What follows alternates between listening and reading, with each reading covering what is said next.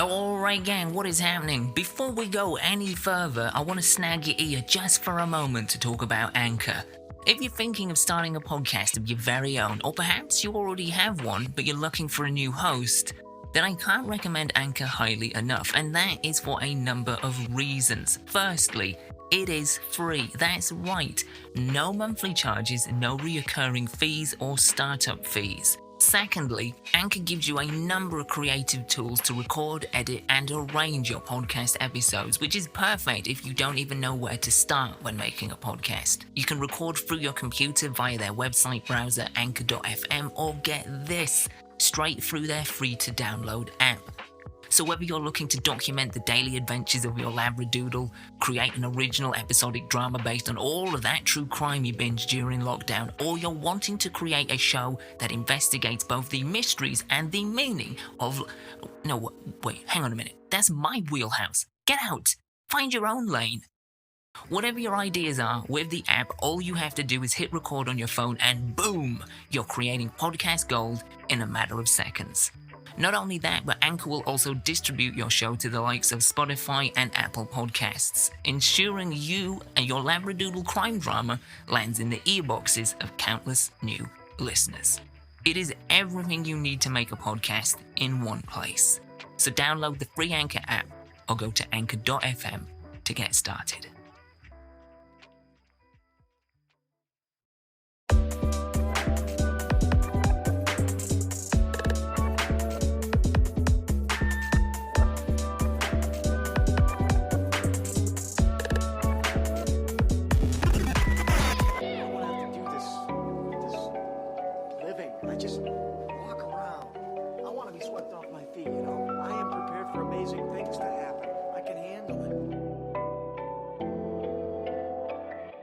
Alright gang, what is happening? I am Al Foster and you are listening to the latest episode of your third favourite above average, sometimes, but infinitely curious podcast, Dined Out. A show dedicated to exploring both the mysteries and the meaning of life. An audio kaleidoscope of fangs, claws, and fur.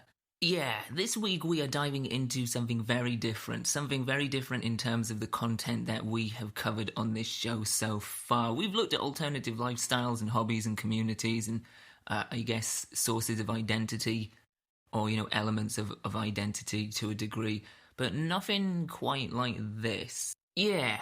As you can tell by the title of the episode for this week, we are in fact going to be diving headfirst into the world of furries. Now, if for some reason, somehow, some way, you are completely alien to this term and you have no idea what a furry is at all, like even on a base level, then I think this is going to be kind of eye-opening for you. I hope it's going to be eye-opening for a lot of people, actually, because I feel like most people do have a base level idea of what they think a furry is, or what they have heard a furry is, because there is a reputation to this community. But we're going to kind of dive into that in many other areas. Yeah, this is something that has sort of fascinated me for a while now. I don't particularly get it. It is a little bit strange to me, but by digging deeper into it, I have learned a lot more about it. And more to the point, I've learned about the positive elements that it really brings to those that are into this, that do consider themselves furries, and how it has got a lot of positive, life-affirming, and in some cases, life-changing aspects to it. To help me dig past the surface veneer and the mainstream reputation that furry culture has, I had a lot of help from not one, not two, but 3 willing participants within the furry community to talk to me about what it is to be a furry and so much more about the different elements to it. We haven't done an episode like this before, so this is a little bit experimental in terms of splicing up different interviews, and hopefully I've done an alright job at it. Hopefully it is above average and it does actually work, but I guess you guys are the ultimate judge and litmus test for that. Anyway, the first willing and very gracious participant in this experimental conversation that I talked to was Phil, and at the time of recording this, Phil was really new to the community, so that was a very interesting perspective to get. Wait, I can actually quantify how new I am, okay, because I remember it's more than 2 weeks, I know that much. So the 23rd of last month. Oh, wow. Okay. So about 3 and a bit weeks. That's when I considered myself a furry. Okay. The second willing and very gracious participant was Austin, and Austin has been in the community for quite some time. So again, kind of the polar opposite to Phil, in the sense that he's actually spent quite a bit of time in the community, and in its own right, a pretty unique perspective as well. How long have you actually been a furry? Oh gosh, I've been a furry for many, many years. I got active in the community about 6 years ago, but I identified as a furry long before that. Okay. Like how long, if you don't mind me asking? Oh gosh, how old am I? 27? The earliest I could think of was probably like 14, 15.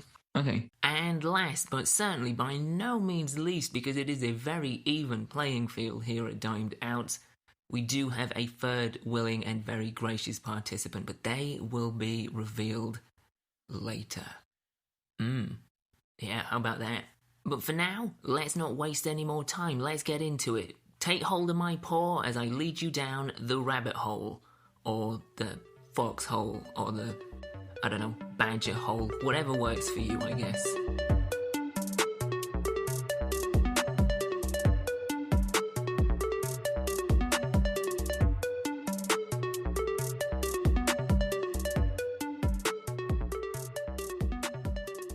What is it that actually sort of clicked for you that made you realize that you were a furry? Honestly, it was mostly the anthro characters, and honestly, the one that I most connected to was probably the Star Fox series. Oh, okay.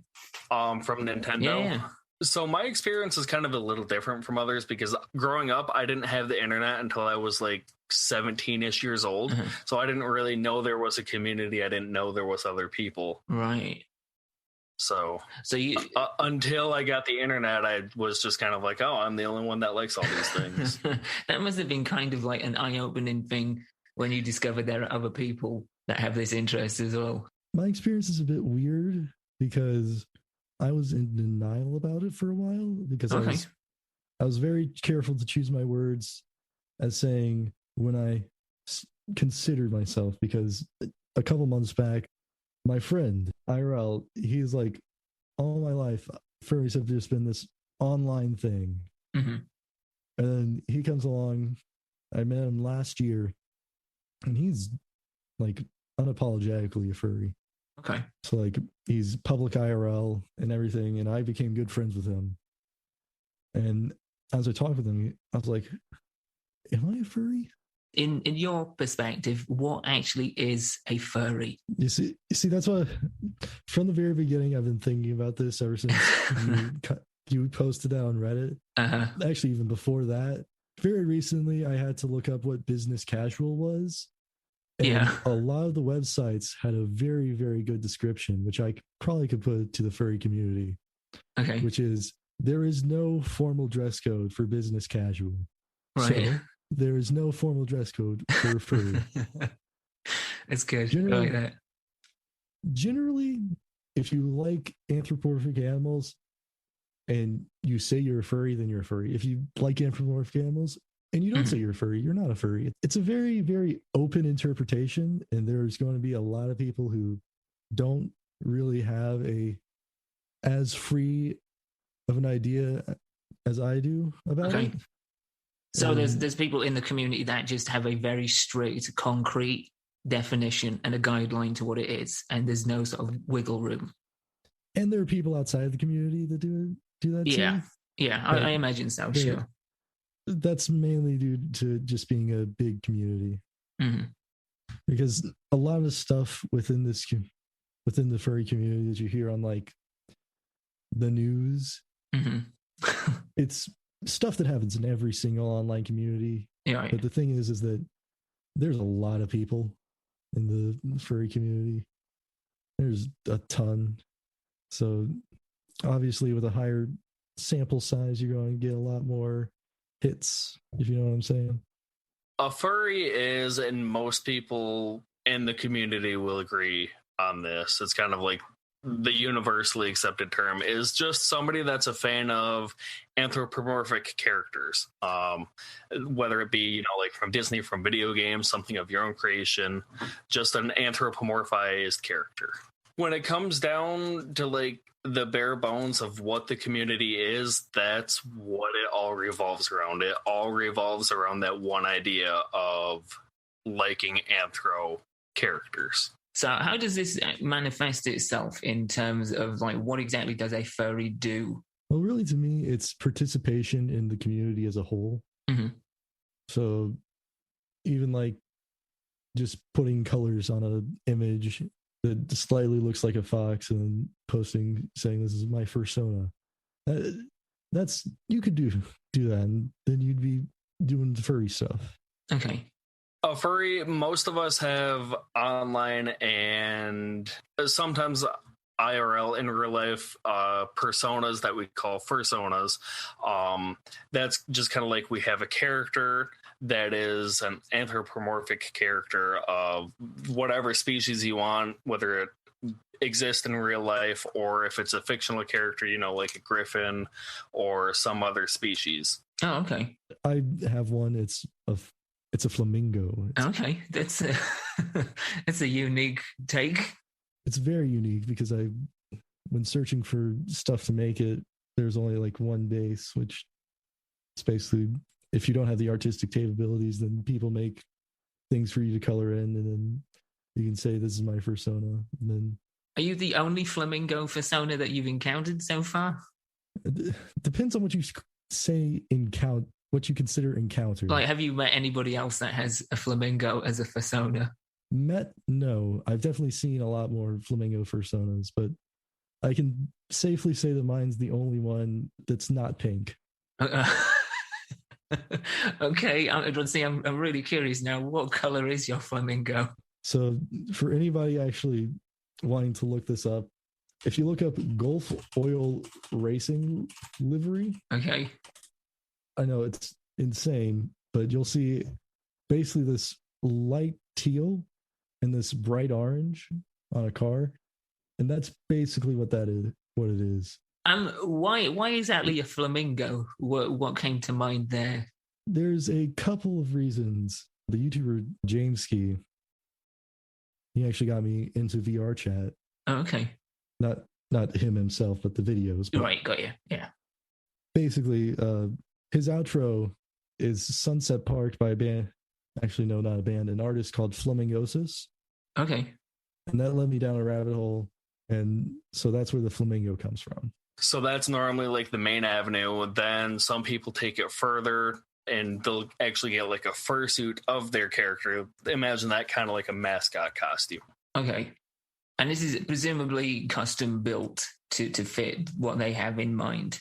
Most of them definitely are.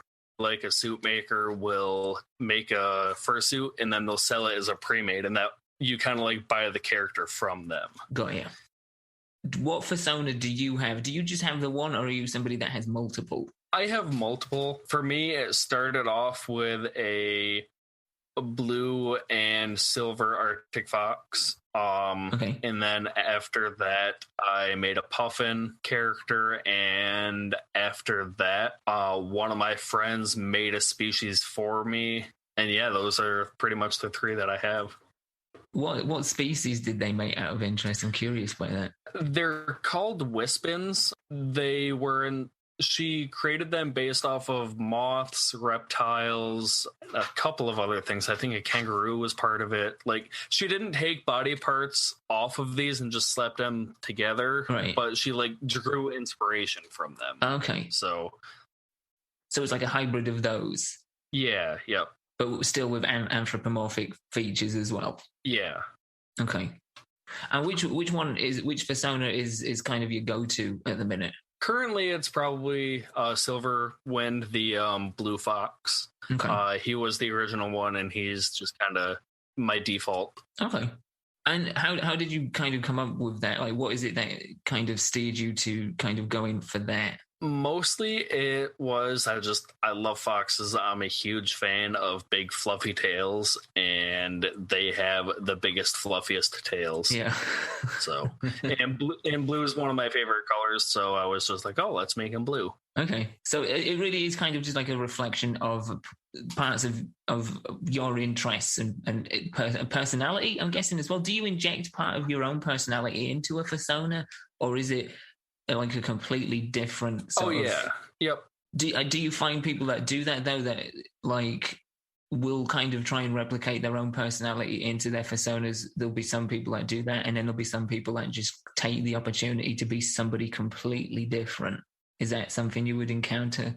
There's a lot of both of that. I myself do both. Yeah. Silverwind and Costello, that's my puffin.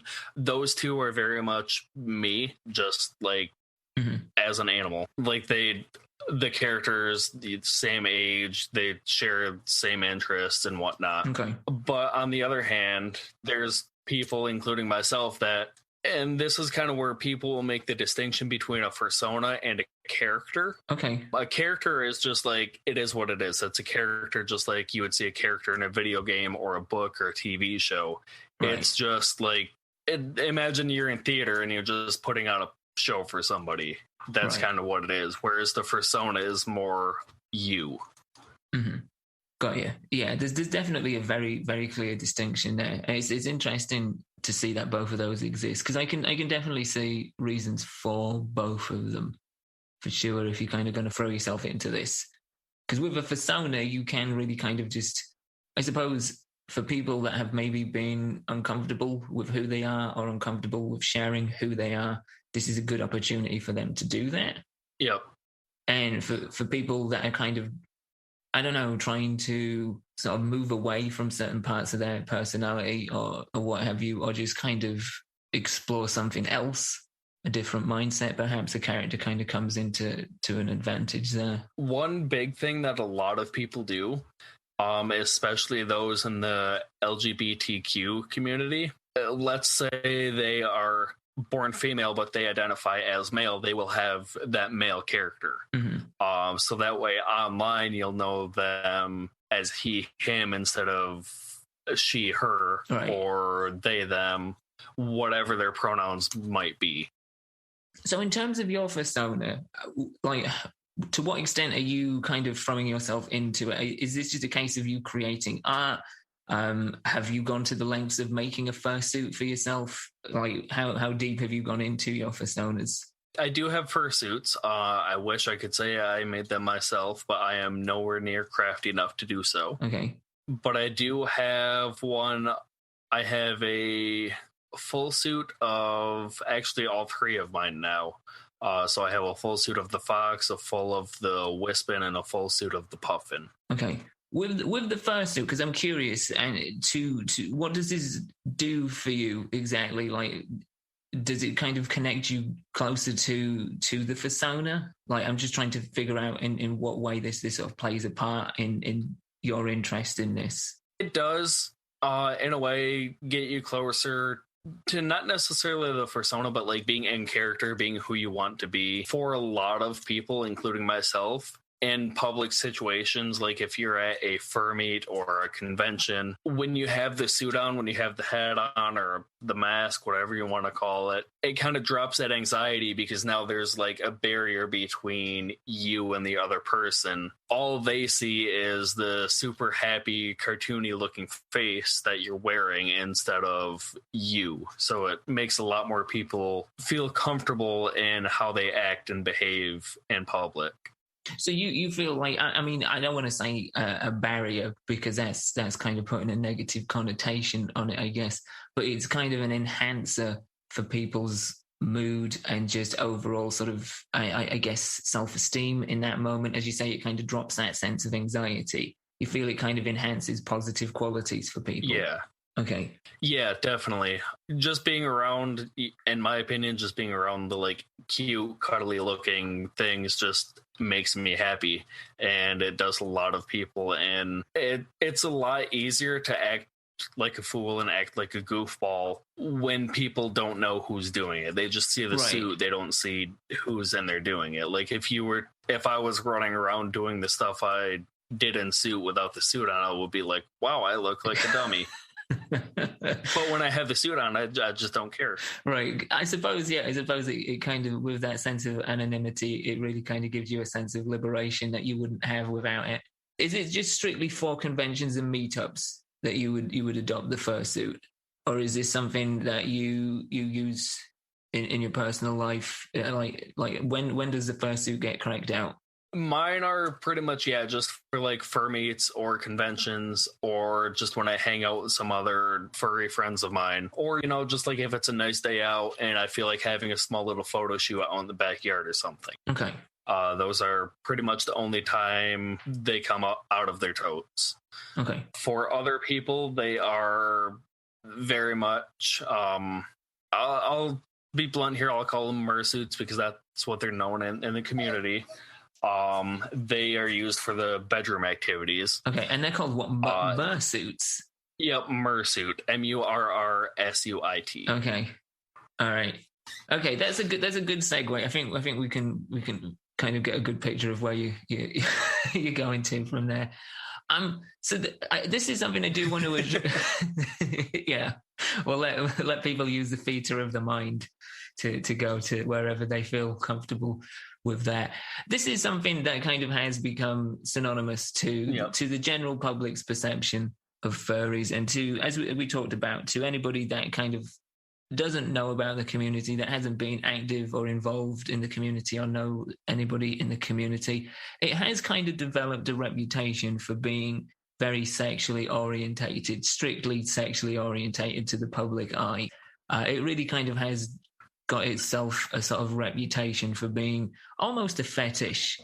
My question for you is, like, how much is that actually warranted? How much of this does revolve around that aspect of it? Well, I've seen a lot of news reports about it. I haven't seen a spectrum of news reports about furry community because I'm going to be honest. I grew up and it was taboo as heck to be a furry. Right. I watched stuff that was like, no, furries are bad. And right. Media portrayals of furries aren't the best. And I can't really say that that's not warranted because as with any big community, there's going to be bad apples. Yeah. But my friend, he showed me that it wasn't just it was a wider community. That's what it was.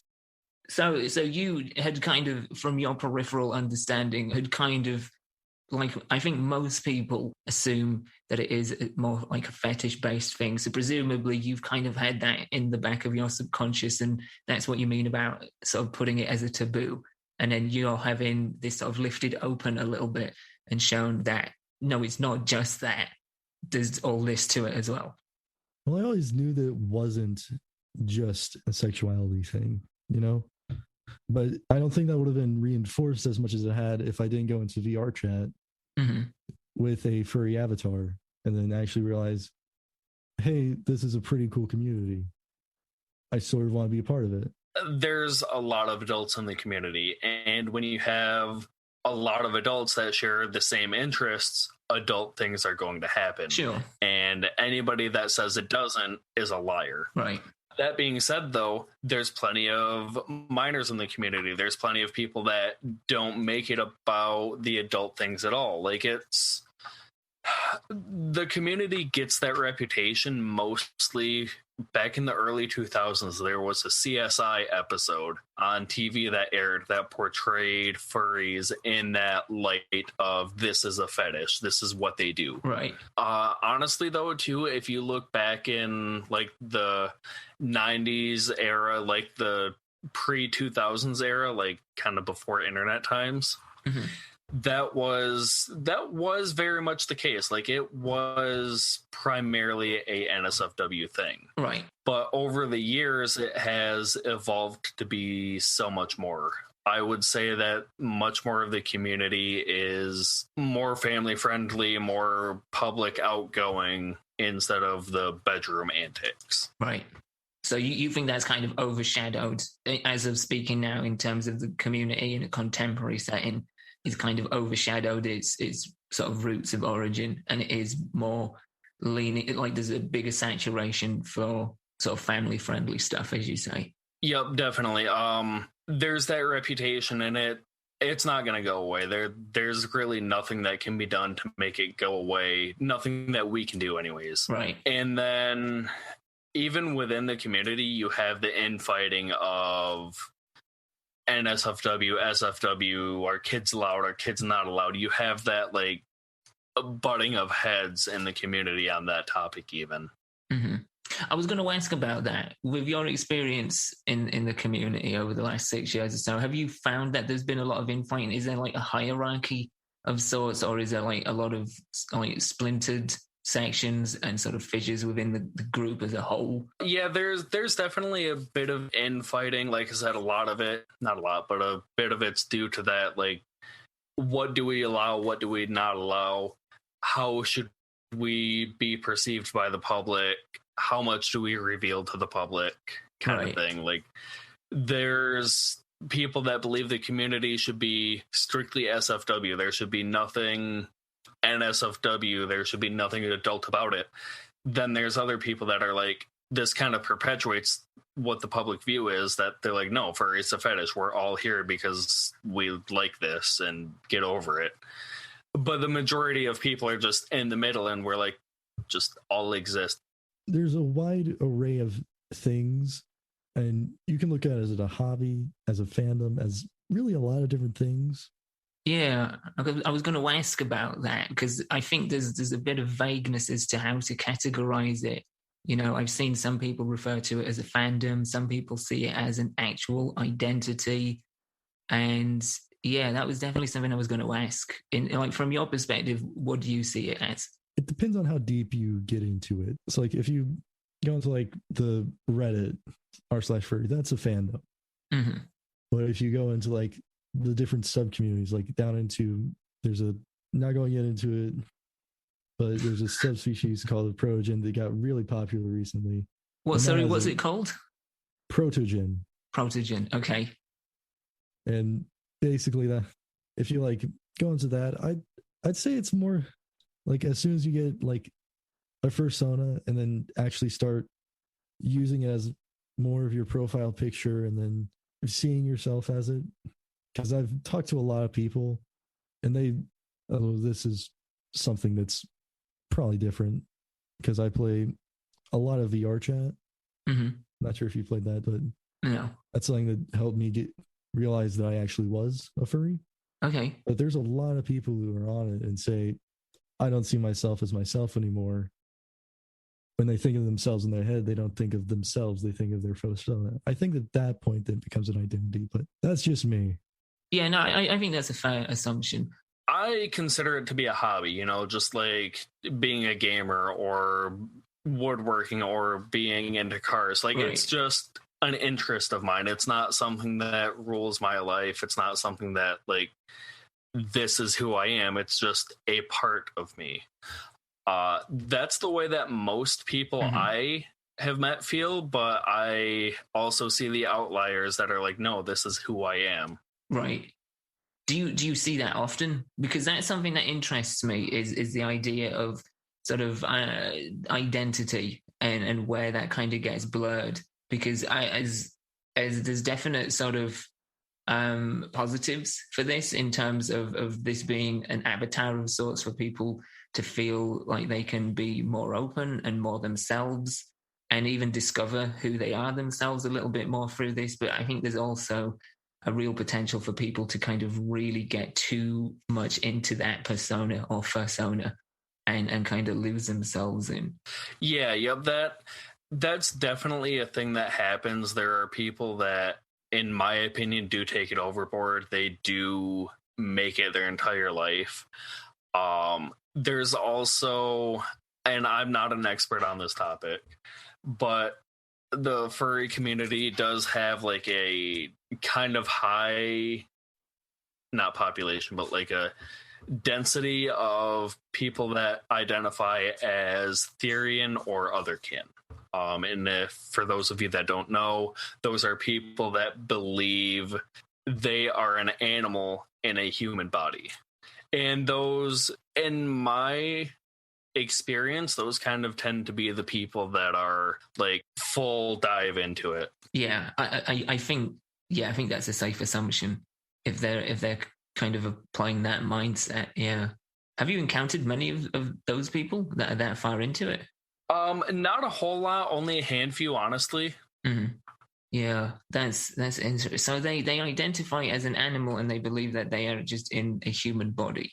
Yep, they believe that they're like a kind of like reincarnation. They, in a previous life, they were an animal, or their soul is an animal that has gotten trapped in a human body. Like, I have seen them refer to like their parents as my human parents, or like they will make the distinction between how things are and like how they view them. So like my human parents or my human friend, or like things like that. Yeah.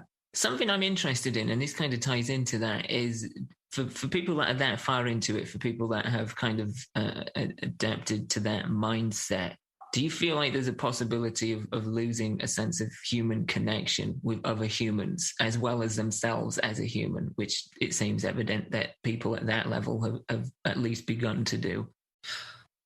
The ones that, again, they identify as Otherkin or Therian, so they aren't like, that's more kind of like a subculture of the furry community. I know it's kind of weird for like a subculture to have a subculture. Oh, no. I mean, I know what you mean on paper. Yeah, it does sound it, but I suppose every group and community has different sections. So yeah.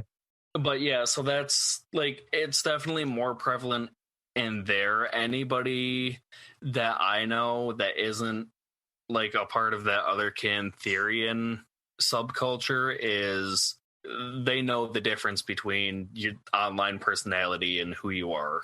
Just like everywhere else, there's different groups of people, and it can be very hard to judge a group of people just by the handful of people that you know or that you've seen. Right. But from your experience, the 6 years that you've been active, do you think it's safe to say that you've encountered more people that are able to recognize the distinction and sort of detach themselves from it?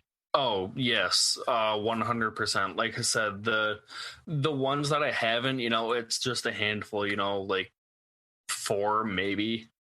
Yeah. Out of, I admin a chat on Telegram that has 600 members, and there's, I think, only 1 or 2 of them in that group. Have you encountered so far as your time as a furry somebody that just seems like they are maybe too into this? Even before I was a furry. Right. Let me just be honest. Like I said, that just comes with a large base. Mm-hmm. But yeah. Do you feel like there is a potential danger for somebody to lose their identity in a fursona? Like, not just in terms of like the sexual gratification, but in terms of no longer really identifying as a human being, as a person, as the person they've known, but rather identifying more as this avatar they've made. See, that gets into transhumanism, and I'm not entirely sure, and because I don't like to speak on stuff. A lot of times, I don't like to say that I know something when I don't. Got you. Even if I do. If you know what I'm saying. No, not really. Is that just for safeguarding yourself? Basically, because it's much nicer to look stupid, right? Not be called stupid, right? Okay, I get you. Yeah. Okay, that's fine. It's just, to me, I mean, like from the little. I understand the question. Yeah. It's very intriguing. Yeah. Because again, it's all about degrees, and it's like any community, you're going to get people that really invest themselves way too much into something, and those that just kind of have an easy detachment from it as well. It's just, for me, as an outsider, it seems like there's a danger for people that really kind of like throw themselves into their fursona to kind of lose touch with who they are. There's a possibility of that. I mean, that's kind of a given because there's a wide spectrum of possibilities. But to me, that's interesting, and hopefully it isn't the case. But you kind of have to consider that it may be that there are some people that, especially online, because they've detached themselves from the real world, as it were, a little bit, that they have lost themselves a little bit too much in there. Yeah. If that makes any sense. It makes a ton of sense. And like I said, I don't have near enough the experience and really anything to back that, to answer that. But right. It's interesting. I'm not the guy to ask that question to, but it's interesting. I think there's also an interesting sort of side tangent, which kind of does lean into the sort of sexual aspect of it a little bit, with people becoming more and more sort of attracted to anthropomorphic animals, if that has like a long-lasting effect on their attraction to human beings or their connection to other human beings. So not so much just their connection to themselves, but other people as well. I don't think that, sort of like how a guy's not going to go on to Pornhub, look up big-titted blonde babes, and then not connect with 5'6" brunette girl that they love. I think it's, I don't know about that. I'll be honest. I think there's definitely a psychology in that, and it stems from the level that they're at when they're putting themselves into that position. And again, there's degrees to it. I think the average person, no, absolutely not. But I think there will definitely be some people that are desensitized to real connections based on that. I mean, I'm not a psychologist. I'm just like throwing that out. Yeah. But one of the things is that the connections you make are distinctly human. Right. And at least for me, I would say it's less about distancing yourself from reality, mm-hmm. and more of engaging with someone who you want to be. Okay. You feel like that's kind of at the core of most furries, is kind of finding somebody that they want to be. I can't make that generalized statement. Right. But if I could, I probably would. But okay. It's a statement that could be made. Let's say that. It's a statement that could be made. The one thing about me is that I don't like generalizations a lot either. No, and I think that's good. I think that's actually a really good and healthy sort of attribute to have, because we as a whole, as a collective, we make generalizations and assumptions far too quickly. So yeah, I'm with you on that. So I'm curious as to what your experience with the community has been like. It's been, honestly, mostly very positive. 6 years ago, when I actually got active in the community, I had found a local to my area group on Facebook of furries, and I joined that, and then that group is not very active. Like it's pretty dead, but they pointed me to an app called Telegram. It's just kind of like a version of Kik or WhatsApp. Okay. That is so much more active. I met a whole lot of people through that app. Some I only talk to online. I only know them online. Others, there's at least a dozen here that live 20 minutes away from me. I have several friends that I've met through that are very close. From the start, it's been a very non-taboo-ish community, if you know what I'm saying. Like a community that doesn't mind not conforming to taboos. One thing that I found is that a lot of times within the community, I feel like the fact that it's understood, its characters that we made, it sort of helps remove a judgmental aspect of conversation and just culture. Mm-hmm. That makes it easier for taboos to not be seen as taboo. Okay, because it feels like it's a much more open, free space. Not just feels, it is. I would safely say that it is a much more open and free space. Do you feel like you yourself are more free and open to be who you are and a case of who you want to be, but also who you currently are? Do you feel like the community has given you that space to do that? Yes. I'm going a bit personal here, but no, that's fine. Up until I told my friend I was a furry, I don't know why.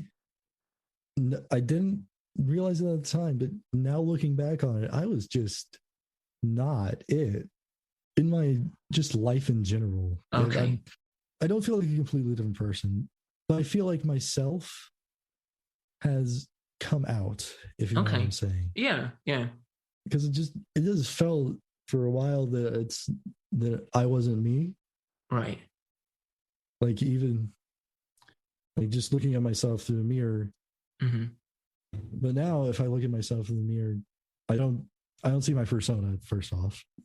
Right. I see myself. But I say, that's me. Okay. That's Phil.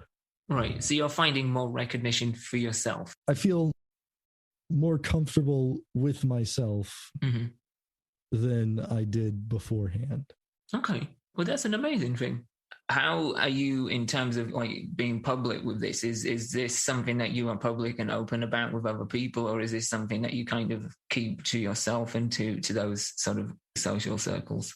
It's not something I necessarily keep hidden anymore, but I also don't go around walking with a billboard on my head like I'm a furry. Right. It's just one of those things. I treat it kind of like, religion or politics, like don't ask, don't tell kind of thing. Like if somebody asks about it, I'll tell them. If it's never brought up, they'll never know. In terms of people that do know that you are a furry, has that reaction been good? Has that been mixed? Has it been challenging at times? It's been mixed. Honestly, it more depends on like what generation they're from. The older, like my parents had found out, I'm fairly sure my aunt and uncle and grandparents know, they're not like too keen on the idea, but like my brother or other people my age, normally they're like, oh yeah, cool, whatever. Right. You do you. Yeah. I think that's something that I've generally seen from what I've dug into this a little bit, is that there's definitely more of a generational understanding. For what reasons are people that you mentioned not particularly keen? Is it because of the sort of reputation the community's got? That is exactly what it is. Right. As soon as they hear furry, they're just like, oh, you're the people that like are just horny nonstop and fucking like, or sorry about profanity. I guess no. You're the people that do the dirty all the time, and yeah, like they're the ones that like only hear or only care to know about the not necessarily bad, but like the what shouldn't be public part of the community. Right. The more what would be considered, I guess, sensational side of it. Yeah, and that's one thing with a lot of furries. Like you ask them, how does the community feel about NSFW? And one of the best ways to put it, if you're an adult, adults do adult things. That happens. It should stay behind closed doors just like it does everywhere else. Right. Are you generally public about this, or is this more of has this so it's far online. Been... Right. Online, I'm very openly, but in IRL, I believe 11 people know about it that I know IRL. Okay. How has their reaction been?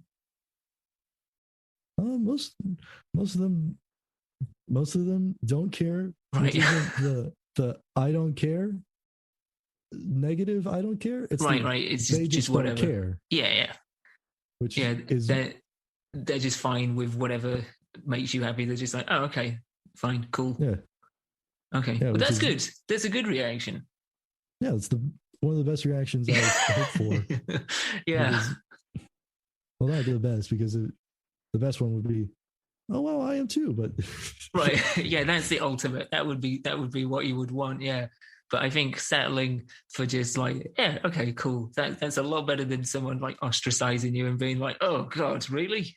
The other question really that I've got essentially is kind of about like where the attraction to anthropomorphic characters comes from. I'm not just talking about like a sexual attraction. I mean just like the actual attraction, the interest in anthropomorphic animals comes from. I think a lot of it probably stems from like happy going attitude and quite frankly their unrealistic body proportions also probably. You know, like the super thin waist or like the large torso for the male characters. That's what it was for me. I like the characters. Do you feel that particularly animated characters in older Disney films in particular, in which animals did possess a lot of anthropomorphic qualities, do you feel like that's maybe planted certain seeds from a young age into people that then kind of grow into becoming a furry? That's something that I have no qualms about being generalized about. Yes. Oh yeah, definitely. Like Disney is probably a company that makes furries. Like and there's a big joke within the community whenever Disney comes out with like a new film that features anthropomorphic characters, like they know their audience, they know exactly what they're doing. And not to kind of wade into this particular side of things too much, but in terms of like the sexual attraction to anthropomorphic animals, that's something that baffles me.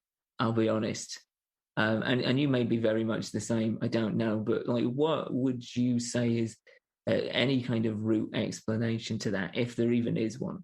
Honestly, that's a part of what I like about the community. I can very much understand the confusion because it's like, why do you like that? And honestly, I don't have much of an answer. It's just one of those things. I like it because I do. I don't know specifically what it is that makes me like it.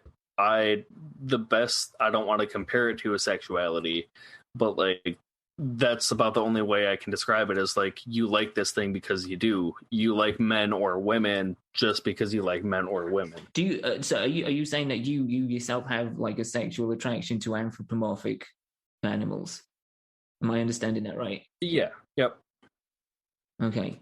But again, you can't really explain it. It's just ingrained into who you are.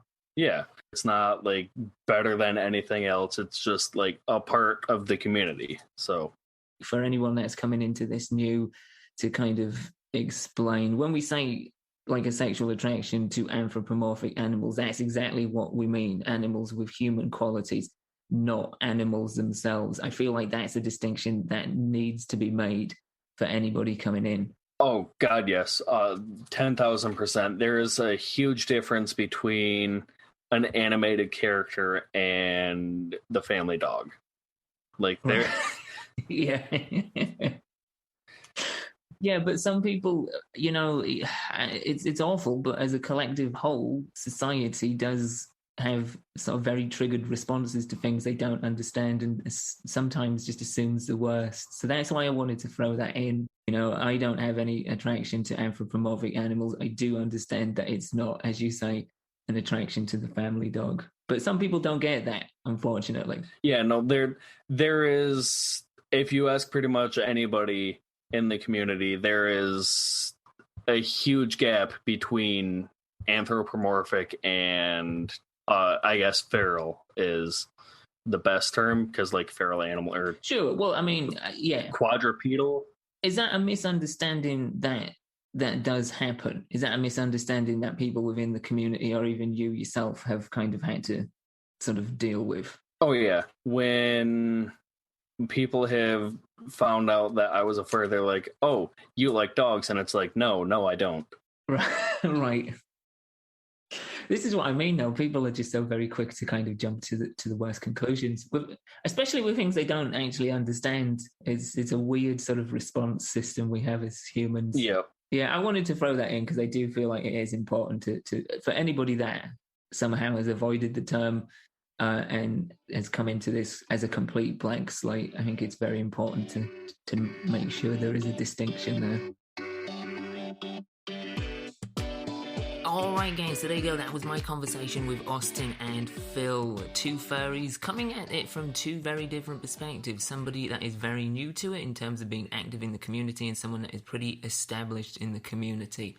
Yeah, a really interesting perspective and insight from both of those guys, so thank you very much to the pair of you. But I did mention at the top of the show, we had a third participant in this experimental conversation, which hopefully has worked to your liking so far. So here we go. This is the surprise third entrant into our furry chat. Did you say you were looking for more people? Yeah, I mean, if there's more people available, yeah, that are willing to talk. I'm trying not to get too many because it's going to be a pain to edit if it gets too many. But yeah, sure. If you know of somebody else. I do. I have my lovely fiance here. That I met through the furry community. If you would like to talk to her. Wow. Absolutely. Yes, that's a story that I'd like to hear. So you guys met through the furry community? Yeah. Yep. Wow. Okay. How exactly did that happen? Was that through online? Yeah, through one of our local furry group chats. And he just so happened to be in the area, and we just started talking, and then it turned into dating. Wow. And now we're getting married. Oh, well, congratulations. That's amazing. Thank you. Oh, awesome. All right, so what is your fursona? Because I'm curious about these now. This is a whole new world to me that's been opened up, and I do find it fascinating. So, yeah, what's your fursona? So, I actually am not quite like other traditional furries. I have a lot. Wow, how many's a lot? The one that I identified the closest with is just a dog. So, she's just like... She's very, very plain. When I made her, I had just joined the community and did not do good on character design. But she's pretty much just a pure black dog with long purple and blue hair. Okay, nice. I mean, honestly, that's about it. I really do want to redesign her now that I'm like more in the community. Right, okay. Now you've kind of got a further foothold into it. You're kind of like, I could maybe do with defining this character a little bit more. Yeah, definitely, especially with my other characters. Okay, so what are your other ones? So I have, hold on a second, I'm going to have to pull out a list. Bloody hell, do you have a list? You do have a list, wow.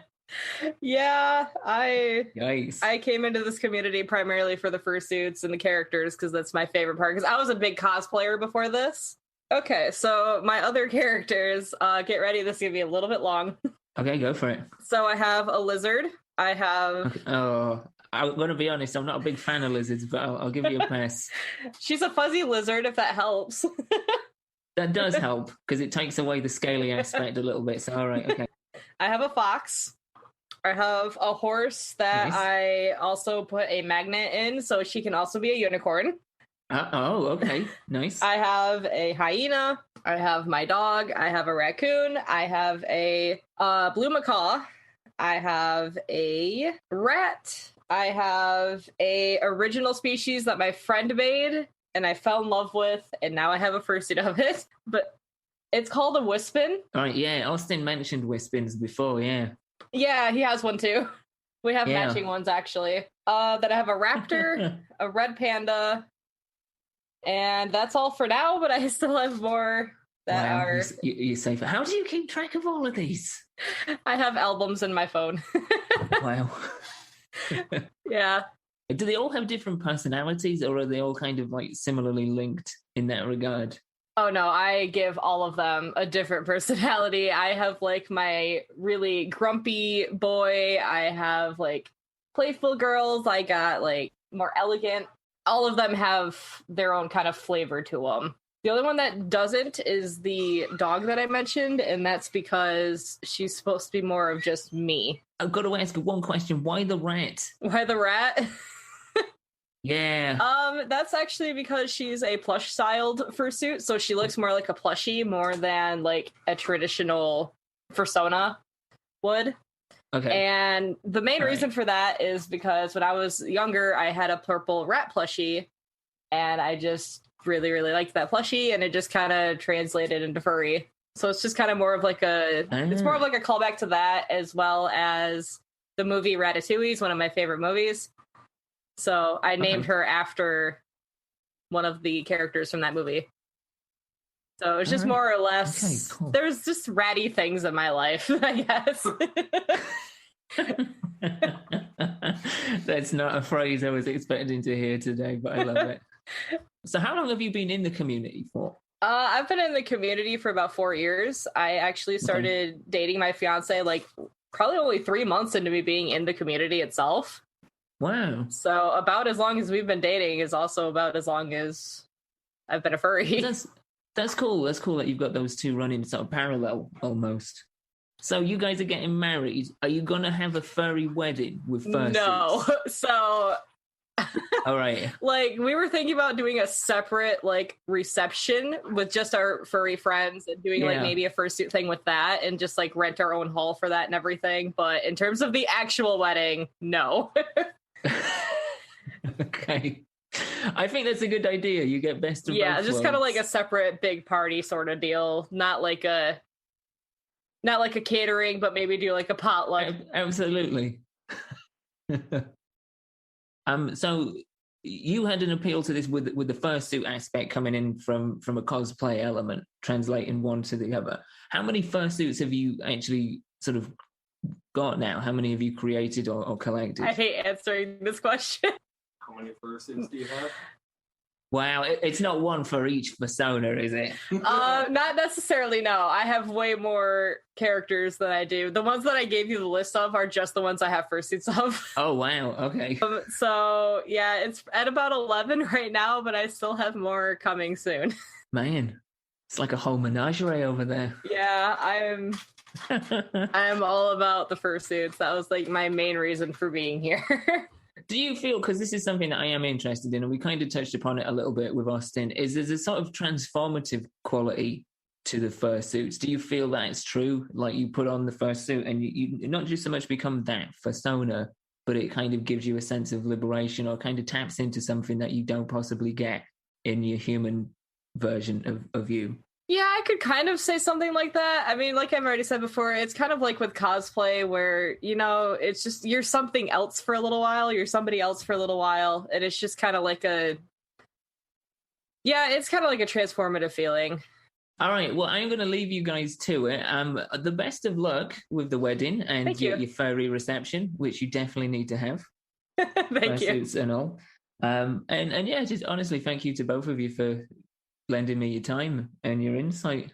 Well, there you go. How about that for a wonderful surprise? I was not expecting that at all. I was not planning for that at all. It just happened and I ran with it, and I'm so pleased that I did. I'm so pleased that happened and we managed to have that little extra bit in there. Just even further insight is always welcome, but just a delightful conversation as well. And hopefully, guys, if you've had your wedding, you have hopefully had your furry reception as well. If you haven't, then yeah, just to echo what I said at the tail end of that conversation, all the best with it. Do let me know. Do let me know what's happened since we recorded this. I'd love to hear back from you about that.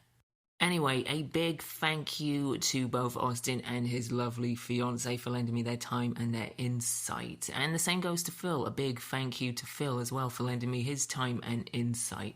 Speaking of Phil, during my conversation with him, which I loved having, by the way, just very evident that is a whip-smart man. But in our conversation, something that became very apparent was that he has got his finger on the pulse, and I am a relic lost in time and space. In an attempt to provide, I guess, more definition for his answers, more of a clear insight into certain answers that he was giving to the questions I had asked, Phil made a number of references, and I got pretty much none of them because, yeah, as I said, I'm completely out the loop, and there was a few instances where he's trying to explain things and I just do not have any frame of understanding for what he's saying, and it was kind of funny to me. I mean, it may only be amusing to me, I don't know, but I wanted to include a little bonus extra of that stark contrast. I've probably recommended like 3 videos so far, but it's fine, man. Just keep them coming. It's because there's just so many good ones. Well, this is the thing. Any additional material that can kind of give people a better understanding of what we're talking about is always helpful. Yeah. Great video I watched before I even knew I was a furry by Frederick Kudznin. Does a series called Down the Rabbit Hole, which is a great series, but basically it goes down just the entire history of the furry community as a whole. Okay. If you know the Ugandan Knuckles meme, I don't. I'm really like not that internet savvy. big meme back in like 2017. Okay. Do you know the Among Us stuff right now? Like all that stuff? I have played. Hang on, is that the game? Yes, Is that the game. where one person is like a traitor and you've got to you've got to figure out who it is, or unless you are the Yes. traitor, you are the one sort of killing off your crewmates. Yeah, I've played that very briefly. I've known about this community, about furries for a while. Mhm. I watched Filthy Frank. Do you know who Filthy Frank is? I have no idea who that is, mate. Do you know who Joji is? Guy who made Slow Dancing in the Dark. Is no. All right. Anyways, You were dealing with someone that's pretty archaic in a lot of ways, I'm afraid. that's why I'm asking, do you know the Yeah. I not appreciate that. assuming. Rather than just assume. Yeah, I do appreciate that. because I'm Joji pretty- is a pop singer, right? Or Or am I getting that confused with something else? he's more like mumble rap more. Oh, okay. Asian mumble rap. Okay.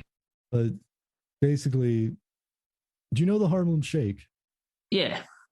Okay, he's the guy behind the Harlem Shake. Okay. Yeah, that's one thing I can latch onto. He's behind that. Yeah, Oh, okay. the same guy who made Slow Dancing in the Dark is behind the Harlem Shake. Okay. I'm And learning a also lot. a video called Hair Cake. Yeah, I've no idea. This is like really expanding my own universe. So I know I appreciate it, but I mean, it's not a Tamagotchi, I will say that. right. Now that's a reference I do get, Phil. Yeah. So, and this is by no means me trying to defend my ignorance, but I will say this: coming in at a level of that not knowing, oh my goodness, that's not a phrase. Those are not structured words. Of not coming in with such little knowledge to certain things, it allows me to further explore that and find things that I may like, and that actually has happened in this case. So earlier in the episode when we were talking about Phil's fursona being a flamingo and that he arrived at it from the musician Flamingosis, I was really curious about that. You know, having a deep love for music, I wanted to check it out, and that is an absolute treasure find. Like, the music coming from Flamingosis is great. It's so funky. I really love it. So I'm learning stuff and I'm finding stuff that I'm really enjoying as well. You know, all because of ignorance. Huzzah! And on that note, that pretty much does it for this week's episode. I really, really hope that you got something from this. It's something very different to anything we've covered on the show before, but that is always the goal, to try and remain as varied and as eclectic as possible. And hopefully it's opened up this particular part of the world a little bit more. Maybe you come in with no understanding of what a furry is at all, and you've learned something. Maybe you have come in with a kind of peripheral, baseline, mainstream understanding of what you think a furry is, and you've learned more about it. That is the hope, that is the goal. You know, to not only dig into something that I don't know about, but to share something with you guys that you might not know about as well, and kind of just crack these things open and kind of dive a little bit deeper than the surface veneer. Of course, now that we have covered this topic for the first time and we've kind of got into the basics, the 101 perspective of it, we can now go a little bit deeper. So if you guys want to see a follow-up episode that is exploring perhaps a subculture within this subculture, or if somebody within the community that belongs to a subculture wants to get in touch and we want to go somewhere else within this particular realm, yeah, we can absolutely do that. That's definitely one of the major pros about covering a wide variety of topics, is once you crack open the basics, it opens up a whole new network for you to explore even further. So yeah, if you want to go deeper into the furry rabbit hole, as it were, let me know. As for next week's episode, we are making a pretty dramatic, radical shift away from this topic into somewhere else, but I'm not going to tell you what that is. To ensure you find out where we go next, you just got to come back. You just got to come back next week. And the best way to do that, the easiest way to do that, is to simply subscribe if you haven't done so already. You get every episode following this beamed straight to a device, or presumably devices. You would think so. I would imagine so. Again, my internet knowledge, questionable at its very best, but you get every episode sent straight to you without you having to do a thing. That's the point I'm trying to make, which is ace. That's great for you, and it's also great for us because it helps us out tremendously. Tremendously? Oh my word. Tremendously and enormously. Sure, let's just go with it. Tremendously. Another way in which you can help us tremendously is to give us a rating, and if you really feel like it, a review as well. Yeah. In particular, what we've been pushing this season is haiku reviews. Reviews that are nice, because that's all I want to hear. I just want to hear praise. I just want to lock myself in an echo chamber of compliments and praise, but delivered in traditional haiku format. So it's something that I'm pushing just for a little bit of fun. Of course, if you don't want to do that, you don't have to. You just do whatever you want to do. It's fine. It's all right. There's no expectation. It's just there if you want it. As is the Dimed Out Patreon account. And what a seamless link that was as I just barrel roll through the outro to this episode. If you are looking for more content, and I don't know why on earth you would be, but if you are, then don't worry, because there is plenty more content for you to get, including a bonus episode at the end of the month, live stream Q&As, access to our Discord channel, a bunch of stuff. You can go check it out via the Patreon link, which you can find in the show notes, or if you've got a browser ready and raring to go, you can also find us at patreon.com/dimedout. But do have a look in the show notes for this episode and every episode, because there's always going to be links in there for other stuff as well, including how you can get in touch with me directly on the social medias, particularly Twitter and Instagram. You can find me at I am Mal Foster, but as I say, links are down there, so if you just want to, give that a boop, it'll take you right there. Alright gang, so boops, links and shameless plugging aside, that really is it for this week. As always, look after yourselves, look after each other, and until next time, keep it